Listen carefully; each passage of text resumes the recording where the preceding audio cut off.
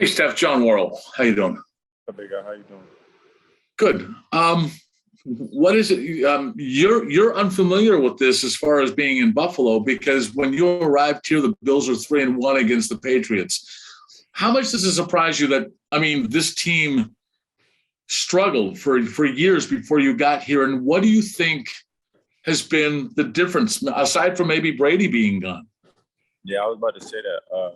I feel like Brady was a huge part of those struggles, probably because, what he did at the quarterback position and just overall that team was, a force to be reckoned with. I feel like, yeah, probably a little bit of that, but also this team coming along as well. Like, I feel like they had some great players in the past, and they built the right thing over a course of time with Coach McDermott and what he has built over the past couple of years. Like, even before I got here, they had went to the playoffs, so it's not like they weren't already trending in the right direction. So for me, I would just say, just a steady consistency of pushing in that right direction. So, yeah.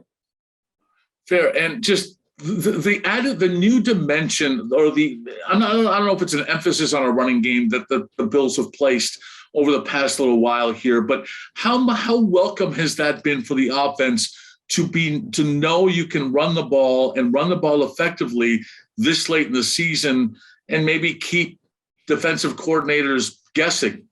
It's great timing, trying to play your best football towards the end of the season and being able to run the ball first, not having to force to throw the ball every chance you get or every opportunity, being able to just hand it off or, run with your quarterback, design runs, just like stuff like that.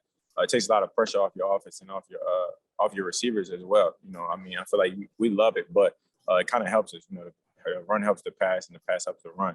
So I feel like it opens up some windows for us, opens up some doors for us, and it'll continue to grow if we continue to build off it.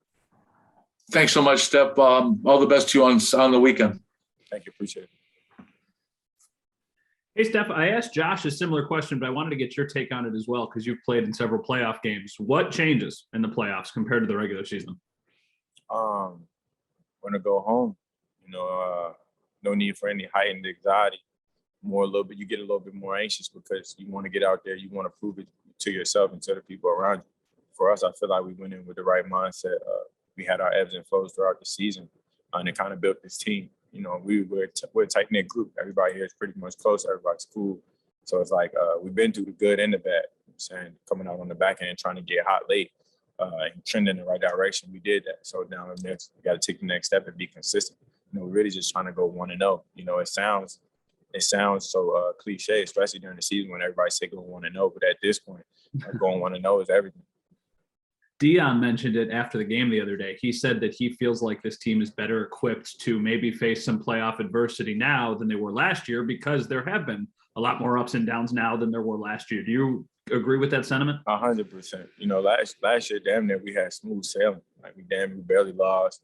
We barely had off slow days. We barely, things weren't off cue. But I feel like this team built a little bit more character this year. Like our first time hitting that roadblock was damn near. It was that last year we played Tennessee and then we played KC. Other than that, this year we took our lumps. Like you gotta take your lumps like a man. You take your L's good. You gotta take your wins good. So I feel like this team does have a lot more character, and we know what we gotta do to win, and we know the stuff that we shouldn't be doing in game to cost us. Thank you, Steph. I appreciate it. Sure. Steph Finesse. What's up, big dog? How you doing?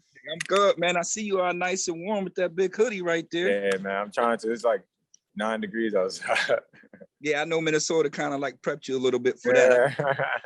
I got a little Scully for you too, man. I see you. I might gotta give you one of those.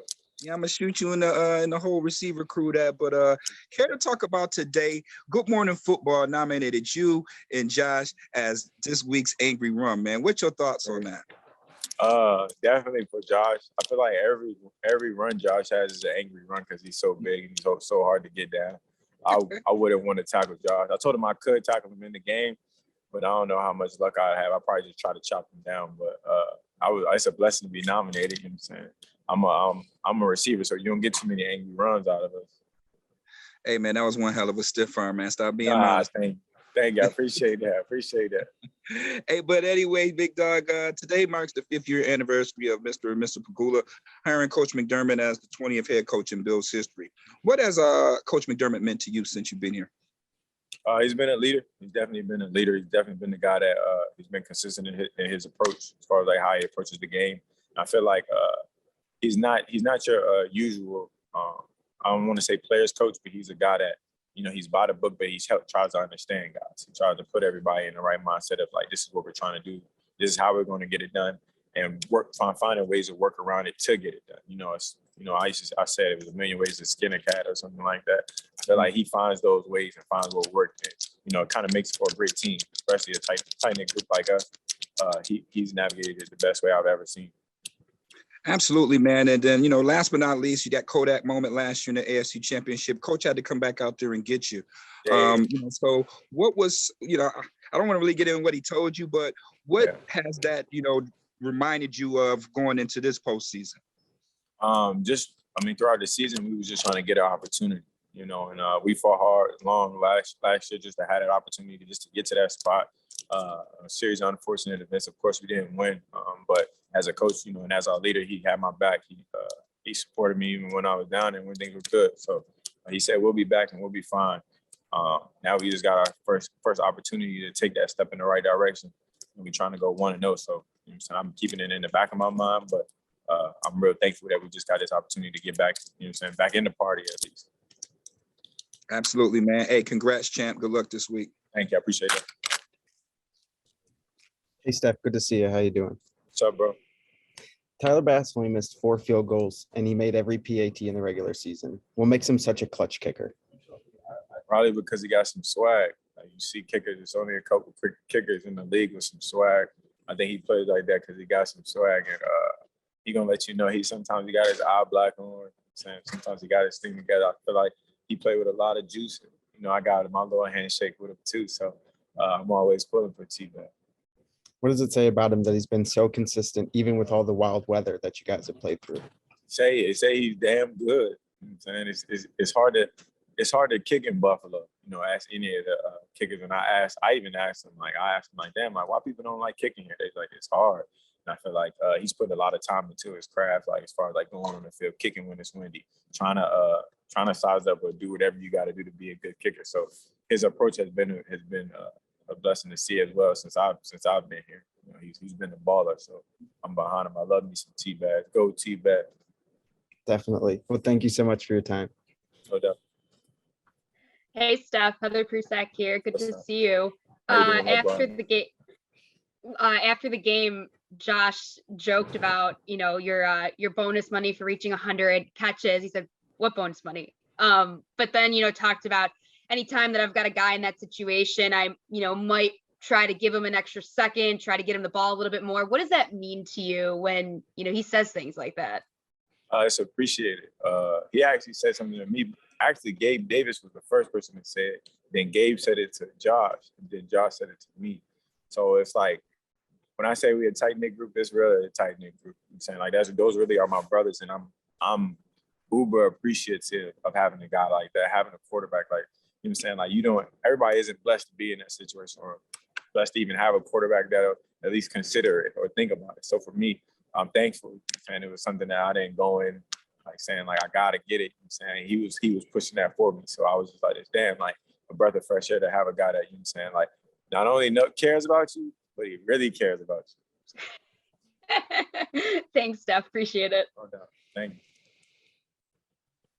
Hey, Steph, it's cold now. And it's probably going to be about the same temperature Saturday night. What are the challenges from a receiver standpoint in playing and trying to perform in those conditions? It just be so cold, bro. Like my fingers get cold, toes get cold, but I feel like they do a great job. Our training staff does a great job as far as like with the heels on the sideline, the coach. Like as soon as you come off, like you need a coat. I'm like, he's like, nah, get away from me. But they always there for me, so I feel like I'll be fine.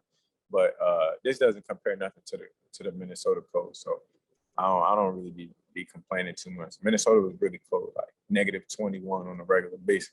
So I'm not too much of a complainer. And I played in one of the coldest games in history, like when we played in the playoffs for Seattle at Minnesota Gopher Stadium. It was like negative something. So this ain't nothing. I'll be all right. Now, Josh obviously has a cannon, and Yeah, what he about throws the ball super hard. Right. So I understand it's you want it, the zip on it, but Yeah. when I it's tell them coming, take something there's off it. I tell them take something off it. Actually, I'll be like, this, look, the other ball, I dropped the touchdown the other week in Atlanta. He was zipping that ball. I was like, look, give me a little easy one. Like, I don't, he just got a strong arm. He can't help it. So I make fun of him all the time. Like, you don't even throw the ball that hard. And then next thing you know, I drop for it in the end zone. I was like this. Yeah, just give me a little floater next time. But I mean, does it hurt? Does it legit hurt at times? Nah, it don't hurt, especially not in the game. But it's like it depends. Like in practice, when we go shells and he'll throw it and you catch it with your body, that hurts. Because that ain't no easy ball. You know what I'm saying? So you better off catching it with your hand. But maybe it actually creates better habits for you rather than catching it with your body when you gotta catch it with your hands. So I'm thankful, but yeah. Then quickly, just in general, like when it's this cold, Josh mentioned like it hurts more when you get hit. It hurts more when you're getting off the ground. Do you almost even more so want to get that out of the way early in the game as opposed to maybe traditionally? Nah, I don't be never trying to get tackled for real. Hot, cold, it don't matter. Like I be doing my best to try to stay off that ground, especially get hit a bunch of times. Like I know I'm like 6'2", 220, but like I can't really take too many big hits. I'm 6'2", 222. So there you go. I don't like getting hit either. So I appreciate you, man. No doubt. Hey, Steph, it's Jay with the Buffalo News. What's it mean for you? You set an NFL record. You've got the most catches over 2 years with a new team. What's it mean for you to hold that record? I mean, I feel like it's a blessing. I feel like I'm blessed to be in the position I am. I'm thankful for God and everybody involved. My coaches, my quarterback, I'm saying everybody, my other receivers that helped me get open as well. So it's not just a one-man award. I'm breaking the record is always cool, but I was always aiming for something more. I'm saying the accolades along the way is always going to be fun, but just trying to continue to push, continue to get better, and hopefully break some more records. I'm all for it. Yeah, you spoke earlier about your relationship with Josh and your appreciation for him, and that seems to come through. That chemistry that you guys seem to have both on and off the field. I mean, when you go to a new team, you never truly know how it's going to go, right? As a receiver with a quarterback, to find what you've seemed to find with Josh, again, both on and off the field, how big is that chemistry been for both of you in terms of your on-field success? I think I played with like 4 or 5 quarterbacks, so I've had an experience of just like, building new relationships and running routes for multiple guys, like different ways, doing it their way, and just like, adjusting, getting to know guys. Because the more you kind of get to know guys off the field, like the better you'll play on the field, in my opinion. And you trust a guy, like that kind of thing. So as far as like building that relationship off the field is, it's imperative to any situation, especially that receiver quarterback. I've had a multitude of quarterbacks, so it's like this. All right, how do I approach this situation, especially when I was here, when I first got here? No other than I did before, but it was like a fresh start. And you never know what's going to happen. Like you say, like you never know. Sometimes it goes extremely well, sometimes it doesn't. I'm pretty sure there's more people that didn't want it to go well than it to go well. So for it to see it come out on the back end and be like, yeah, things are good. It was meant to happen that way, and I was meant to come across it.